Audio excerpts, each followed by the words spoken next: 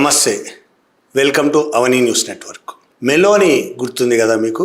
Italy ప్రధాని, మన ప్రధాని మోడీ మెలోనీకి మెలోడీ టోఫీ బహుకరించిన ఆ వీడియో చాలామంది చూసుంటారు. భారతదేశంలో వైరల్ అయిన వీడియో అది. అట్లా మెలోనీ చాలామంది గుర్తుంటుంది, ఇటలీ ప్రైమ్ మినిస్టర్. ఆమెకు సంబంధించిన ఒక వార్త ఇప్పుడు మీడియాలో చక్కర్లు పడుతుంది. G7 మీటింగ్ అయింది మొన్న.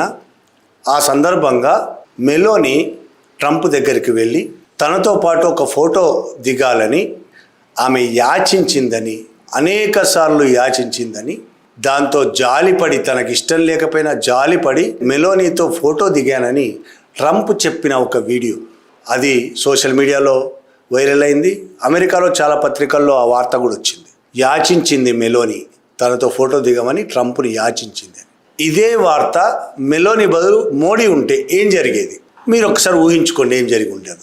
మోడీ గురించి ట్రంప్ ఇలా చెప్పి ఉంటే ఏం జరిగేదో ఊహించుకోండి. ఇప్పుడు మెలోనీ గురించి ట్రంప్ అలా అనడంతో ఏం జరిగిందో ఇప్పుడు మనం ఒకసారి చూద్దాం. వెంటనే మెలోనీ ఒక వీడియో చేసి వదిలింది. Con leadership con le quali invece si dimostra molto più accondiscendente, però una cosa se la deve ricordare, io e l'Italia non imploriamo mai.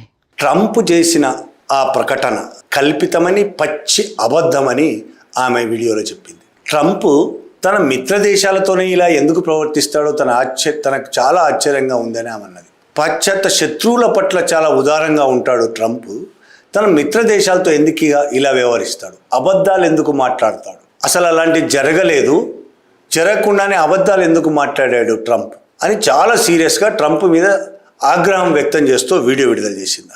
అక్కడి వరకు ఆగలేదు. ఇటలీకి సంబంధించిన మొత్తం వ్యవస్థ కదిలింది. దానికి సంబంధించి ఇటలీ విదేశాంగ మంత్రి అమెరికాకు వెళ్ళాల్సిన ప్రోగ్రాం, ఫిక్స్ అయిన ప్రోగ్రాం, అమెరికాతో చర్చలు జరపాల్సిన ప్రోగ్రాం ఉంది, దాన్ని రద్దు చేసుకుంటున్నట్టు ప్రకటించాడు. అమెరికాకు ఇన్ఫర్మేషన్ ఇచ్చాడు, బహిరంగంగా ప్రకటించాడు. అమెరికా అధ్యక్షుడు ట్రంప్ ప్రకటన పట్ల ఇటలీలోని అన్ని వ్యవస్థలు సీరియస్ అయినాయి. ఇటలీ మంత్రివర్గము ట్రంప్ ప్రకటన ఖండించినాయి. ప్రధానమంత్రి మెలోనీ సీరియస్ వీడియో చేసి వదిలింది.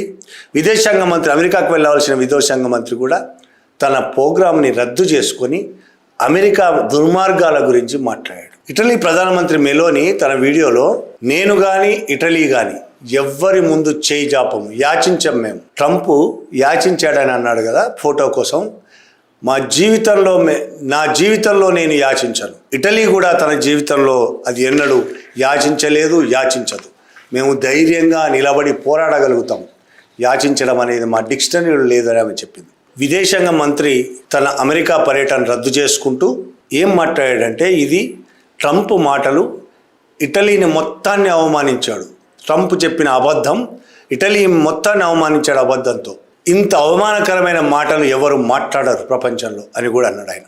అమెరికాకు యూరప్ మధ్య ఉన్న చారిత్రక సంబంధాలను మొత్తాన్ని ట్రంప్ నాశనం చేస్తున్నాడు అని కూడా ఇటలీ ఒక ప్రకటన విడుదల చేసింది. మెలోనీ గురించి ట్రంప్ అన్న మాటల మీద అంత సీరియస్గా ఉన్నారు ఇటలీ ప్రభుత్వం, అంత సీరియస్గా ఉంది మెలోనీతో పాటు ఇటలీ ప్రభుత్వం కూడా.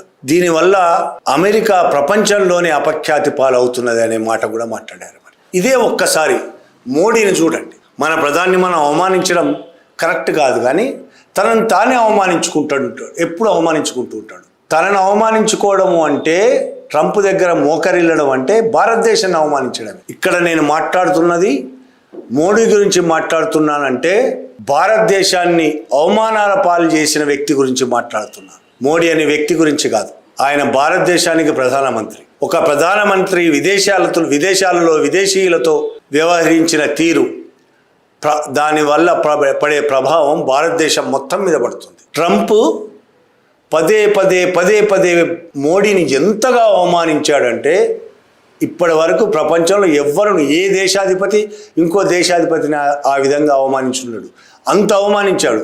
అయినా నోరు మూసుకొని కూర్చున్నాడు. మెలోనీలాగా ధిక్కరించలేదు, వ్యతిరేకిస్తూ మాట్లాడలేదు.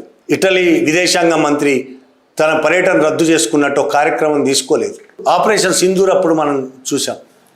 పాకిస్తాన్ పహల్గాంలో మన మీద టెర్రరిస్టులు దాడి చేసి, భారతదేశంలో టెర్రరిస్టులు దాడి చేసి కొంతమంది ఇండియన్స్ని చంపినప్పుడు భారతదేశం పాకిస్తాన్లో ఉన్న టెర్రరిస్ట్ క్యాంపులను ధ్వంసం చేస్తా అని ఆపరేషన్ సింధూర్ మొదలుపెట్టింది. దానికి పాకిస్తాన్ కూడా తిరుగుదాడి చేసింది. ఆ సందర్భంలో ఆ యుద్ధాన్ని నేనే ఆపానని ట్రంప్ స్వయంగా ప్రకటించాడు.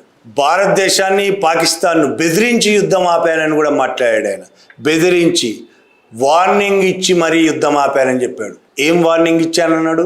వాణిజ్యపరమైన బెదిరింపులతో నేను ఆ యుద్ధం ఆపానన్నాడు ఆయన. ఒకవేళ యుద్ధం ఆపకపోతే వాణిజ్యంలో దెబ్బతీస్తానని మాట్లాడాను. ఆ విధంగా బ్లాక్మెయిల్ చేసి నేను యుద్ధం ఆపాను అని మాట్లాడాడు. అలా మాట్లాడినప్పుడు కూడా మోడీ కానీ మన భారతదేశ మంత్రులు కానీ ఒక్క ముక్క మాట్లాడితే అది తప్పు, ట్రంప్ ఆ విధంగా అనడం తప్పు అని ట్రంప్కు వ్యతిరేకంగా ఒక్క మాట మాట్లాడదు. పార్లమెంటులో కూడా యుద్ధం మేమే ఆపామని చెప్పారు తప్ప మేమే ఆపాము, ఇంకెవరో ఆపారని చెప్పడం అబద్ధం అని చెప్పారు, అంతవరకే. కానీ ట్రంప్ ఈ విధంగా మాట్లాడడం, ట్రంప్ యుద్ధాన్ని ఆపాను అని చెప్పడం అబద్ధము, ట్రంప్ మాటలను తీవ్రంగా ఖండిస్తున్నాము అనే ఒక్క మాట మాట్లాడే ధైర్యం చేయలేకపోయారు మన మోడీ మంత్రివర్గం. ఒక్క మాట ధైర్యం చేయలేకపోయారు. మన దేశం మీద ఇష్టం వచ్చినట్టు పన్నులు విధిస్తే, సుంకాలు విధిస్తే, మన ఎగుమతుల మీద 50% వరకు సుంకాలు విధించారు ఒక టైంలో. అయినా నోరు మూసుకొని ఆ సుంకాలను భరించాం, కానీ ఒక్క మాట మాట్లాడలేదు. మేము 50% విధిస్తాం మీ వస్తువుల దిగుమతి మీద అని ఒక్క మాట మాట్లాడలేదు. మనం అక్రమంగా ఉంటున్నారనే పేరుతో భారతీయులను బేడీలు వేసి మళ్ళీ మన దేశానికి పంపిస్తే కూడా మనం నోరు మూసుకొని కూర్చున్నాం. పైగా పార్లమెంట్లో విదేశాంగ మంత్రి జయశంకర్ మాట్లాడతాడు, అది వాళ్ళ హక్కు, అది వాళ్ళ విధానం అని మాట్లాడతాడు. మనకంటే చాలా చిన్న దేశాలు కూడా ట్రంప్ ఆ విధంగా చేయడాన్ని వ్యతిరేకించినాయి. ఆ విమానాలను వాళ్ళ దేశంలో దిగనివ్వలేదు, వెనక్కి పంపినాయి. మళ్ళీ మర్యాదపూర్వకంగా మా దేశానికి పంపిస్తేనే తీసుకుంటామని చెప్పాయి. ఎన్నిసార్లు అవమానించినా మోడీ చుప్చాప్ నోరు మూసుకొని, నోరుకు టేప్ వేసుకొని కూర్చున్నాడు. ఒక్క మాట తిరుగు మాట మాట్లాడలేదు. షిప్ల మీద దాడి చేసి 3 భారతీయులను చంపేస్తే నోరు మూసుకొని కూర్చున్నారు. దేశంలో పెద్ద ఎత్తున వ్యతిరేకత రావడంతో ఒక స్టేట్మెంట్ రిలీజ్ చేశారు. ఈ విధంగా చేయడం సరైనది కాదు, మా వాళ్ళని చంపొద్దు, మా వాళ్ళని చంపకుండా ఉంటే బాగుంటుంది అని. జయశంకర్ ఫోన్ చేశాడని చెప్పుకున్నారు. జయశంకర్ ఫోన్ చేశాడా? అమెరికా విదేశాంగ శాఖ కార్యదర్శి ఫోన్ చేశాడా? రూబియో. కానీ ఫోన్లో మాట్లాడుకున్నది ఏంటి? జయశంకర్కు వార్నింగ్ ఇచ్చాడు రూబియో. అంటే ఇండియాకు వార్నింగ్ ఇచ్చాడు. తాము చంపిన 3 పౌరులకు సంబంధించి ఒక్క మాట మాట్లాడలేదు, క్షమాపణ చెప్పలేదు, నష్టపరిహారం ఇస్తానని చెప్పలేదు, దాని గురించి మాట్లాడలేదు అసలు రూబియో. అంటే అమెరికా. పైగా మేము దిగ్బంధించిన స్థలంలోకి, జలాల్లోకి, అది అమెరికా జలాలు కావు, ఇరాన్ ఒమన్కు సంబంధించిన జలాలు, ఆ జలాల్లోకి, మేము దిగ్బంధించిన జలాల్లోకి మళ్ళొక్కసారి వచ్చినా అంతు చూస్తామని చెప్పాడు. ఎవ్వరూ రావద్దని చెప్పాడు. మా దిగ్బంధానికి వ్యతిరేకంగా ఒక్క అడుగు అక్కడికి పెట్టినా అంతు చూస్తామని చెప్పాడు ఆయన. ఎవరికి చెప్పాడు? జయశంకర్కి, మన విదేశాంగ శాఖ మంత్రి. అయినా మనకు సిగ్గు లేకుండా నోరు మూసుకొని కూర్చున్నాం. ఎన్ని అవమానాలు చేసినా నోరు మూసుకొని కూర్చున్నాం తప్ప ఒక్కసారి ఎదిరించి మాట్లాడే పాపాన పోలేదు భారతదేశ ప్రధానమంత్రి కానీ, విదేశాంగ మంత్రి కానీ, ఇతర మంత్రులు కానీ. కానీ మోడీ ఫ్రెండే కదా, మెలోనీ ఫ్రెండ్ అనే చెప్పుకున్నాడు కదా. ఇటలీకి వెళ్ళినప్పుడు ఇద్దరు కలిసి మెలోడీ ట్రోఫీ బహుమతిస్తూ ఫోటోలు దిగారు కదా, వీడియోలు తీసుకున్నారు కదా. అలాంటి మెలోనీని చూసి బుద్ధి తెచ్చుకోవాలి మోడీ. వెన్నెముకతో ఎలా నిలబడాలో అనేది మోడీ ఒక్కసారి మెలోనీని చూసి బుద్ధి తెచ్చుకోవాలి. మెలోనీ ట్రంప్ మాట్లాడిన ఒక్క మాటకు ఎంత సీరియస్ యాక్షన్ తీసుకుందో చూడండి. ఇటలీ మొత్తం ఒక్కటై నిలబడ్డది ట్రంప్కు వ్యతిరేకంగా. వెంటనే ట్రంప్ చెప్పిన మాటలు పచ్చి అబద్ధం అంటే ఆమె వీడియో చేసింది. ట్రంప్ మీద విమర్శల వర్షం కురిపించింది. విదేశాంగ మంత్రి పర్యటన రద్దు చేసుకున్నాడు, అమెరికా పర్యటన. అది కదా వెన్నెముకతనం అంటే, వెన్నెముక ఉండడం అంటే. మనం ఏం చేస్తాం? G7 మీటింగ్ అయిన తర్వాత వీళ్ళిద్దరు కూర్చున్నారు. ఎవరు?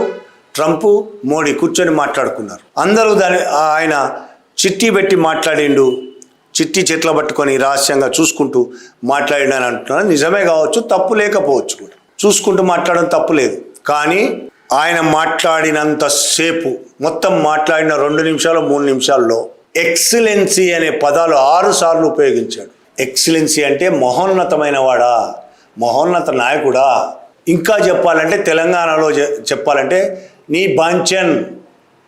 బాంచన్ కాల్మొక్త అంటారు. నీ బానిసను, నేను నీ బానిసను అని అనడం అన్నమాట.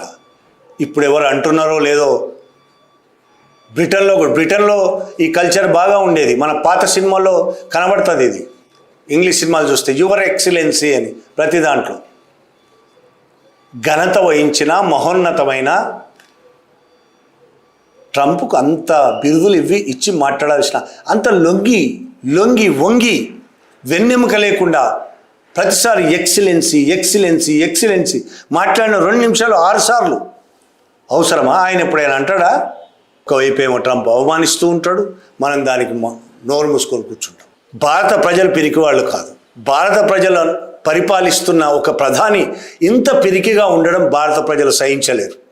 ఈ దేశ ప్రజలు ఈ దేశ ప్రజలం అంటే మేము సహించము నువ్వు ఇంత పిరికితనంతో ఉండడం. మెలోనీని చూసి నేర్చుకో. వెన్నెముకతో నిలబడడం ఎలా, వెన్నెముక ఉన్నది అని చూపెట్టడం ఎలా, ఆత్మగౌరవం అంటే ఏంటి, ఒక్కసారి మెలోనీని చూసి నేర్చుకో. ఇంతగా ట్రంప్ అవమానిస్తుంటే నువ్వు నోరు మూసుకొని కూర్చోవడం మేము సహించలేము. ముందు మాకు అవమానం, నీ అవమానాన్ని నువ్వు సహిస్తావేమో, అవమానాన్ని నువ్వు పట్టించుకోవేమో, కానీ ఆ అవమానం మాది. ఈ భారతదేశ ప్రధానిని అవమానిస్తున్నారు వాళ్ళు. ఎంత అవమానిస్తున్నా సిగ్గు లేకుండా ఉంటున్నామంటే అర్థం మనకు వెన్నెముక లేదని, ఆత్మగౌరవం లేదని. కాబట్టి ఆత్మగౌరవంతో ఎదిరించడం నేర్చుకోవాలి. లొంగిపోవడం కాదు, ఎదిరించడం నేర్చుకోవాలి. అది లేకపోతే భారతదేశ ప్రజలందరినీ అవమానిస్తున్నట్టే. ఇదే ట్రంప్ రష్యా అధ్యక్షుడిని కానీ చైనా అధ్యక్షుడిని కానీ ఎప్పుడైనా అవమానించడం చూసారా? ఎందుకు అవమానించాడు? చైనా శత్రువే, రష్యా శత్రువే అమెరికాకు, కానీ వాళ్ళంటే వణుకు. ఇప్పుడు ఇరాన్ అధ్యక్షుడిని కూడా ఆయన అవమానించలేడు. ఇరాన్ అంటే కూడా భయం పట్టుకున్నది ఆయనకి. ఇరాన్ కూడా ఒక సూపర్ పవర్గా మారింది. చిన్న దేశాల వాళ్ళని బెదిరిస్తూ ఉంటాడు. జెలెన్స్కీ లాంటి వాళ్ళని బెదిరిస్తూ ఉంటాడు. మనది చిన్న దేశం కూడా కాదు కదా, ఎందుకు బెదిరిపోతున్నాం? మరి దాని వెనకాత ఉన్న రహస్యం ఏంది? సీక్రెట్ ఏంటి? ఎప్స్టీన్ ఫైల్సేనా? అదానీ మీద ఉన్న కేసులేనా? ఇంకా ఏమైనా ఉన్నాయా? ఆయన బ్లాక్మెయిల్ చేస్తున్నా, ఆయన బెదిరిస్తున్నా, ఆయన వార్నింగ్లు ఇస్తున్నా, ఆయన అవమానిస్తున్నా పడి ఉండడానికి కారణం ఏంటి? నీకంటే చిన్న దేశమైన, భారతదేశం కంటే చిన్న దేశమైన ఇటలీ ధైర్యంగా నిలబడింది. ట్రంప్ మాటలకు జవాబు మామూలు కాదు, మూత్తోడు అంటారు కదా, కుక్క కాటుకు చెప్పు దెబ్బ, అట్లా జవాబు ఇచ్చింది ఆమె. మొత్తం ఇటలీ ప్రధానిగా నువ్వు అలా ఉండాలని కోరుకుంటాం మేము, కానీ నీకు ఆ ధైర్యం లేదు. ధైర్యంగా నిలబడే వాళ్లను అవమానించే కనీసం ఒక మాటనే సాహసం ట్రంప్ లాంటి పిరికివాడు చేయలేడు. ట్రంప్ అవమానించినా పడి ఉండేవాళ్ళు ట్రంప్ కంటే పిరికివాళ్ళు. పిరికితనమే, అట్లా దేశాల అధ్యక్షులు ప్రధానులు పిరికిగా ఉండడమే ట్రంప్కి కావాలి. మన ప్రధాని అలా ఉన్నాడు. ఇక్కడ ప్రజల మీద మాత్రం చెలరేగుతుంటాడు, ప్రతిపక్షాల మీద చెలరేగుతుంటాడు, ఇష్టం వచ్చినట్టు నోరు బారేసుకుంటుంటాడు. ఆయన మంత్రి అమిత్ షా ఇష్టం వచ్చినట్టు మాట్లాడుతుంటారు, దాడి చేస్తుంటారు పార్లమెంట్లో, బయట కూడా ఏ మాత్రం మర్యాద లేకుండా మాట్లాడుతుంటారు, అవమానిస్తుంటారు. దాన్నే పిరికితనం అంటారు. ఇక్కడ బలం ఉంది నీ చేతిలో, ఇక్కడ సైన్యం ఉంది నీ చేతిలో, ఇక్కడ పోలీసులు ఉన్నారు నీ చేతిలో, అన్ని వ్యవస్థలు ఉన్నాయి, సిబిఐ ఉంది, ఎన్ఐఏ ఉంది, ఈడీ ఉంది, ఇన్కమ్ ట్యాక్స్ ఉంది, ఎన్నికల వ్యవస్థ ఉంది, చివరికి కోర్టులు కూడా ఉన్నాయి. మొత్తం వ్యవస్థలు నీ చేతుల్లో ఉన్నాయి కాబట్టి, పవర్ అంతా నీ చేతిలో ఉంది కాబట్టి ఇక్కడ నువ్వు ఇష్టం వచ్చినట్టు మాట్లాడుతుంటావు, అవమానిస్తుంటావు, దాడులు చేస్తుంటావు, రాజ్యాంగ వ్యతిరేకంగా, చట్ట వ్యతిరేకంగా ప్రవర్తిస్తూ ఉంటావు. అదే నువ్వు ట్రంప్ దగ్గరికి వెళ్ళినప్పుడు వంగి నంగి బతుకుతుంటావు. ఎందుకు? దాన్నే పిరికితనం అంటారు. పిరికి వాళ్ళు అత్యంత క్రూరులు కూడా. ఇక్కడ క్రూరత్వం చూపిస్తూ అక్కడ పిరికితనంతో వంగిపోతూ, ఇది జీవితం. ట్రంప్కు వ్యతిరేకంగా నిలబడే ధైర్యం చేసిన మెలోనీ లాగా బతకడం నేర్చుకుంటే బాగుంటుంది. Thank you very much.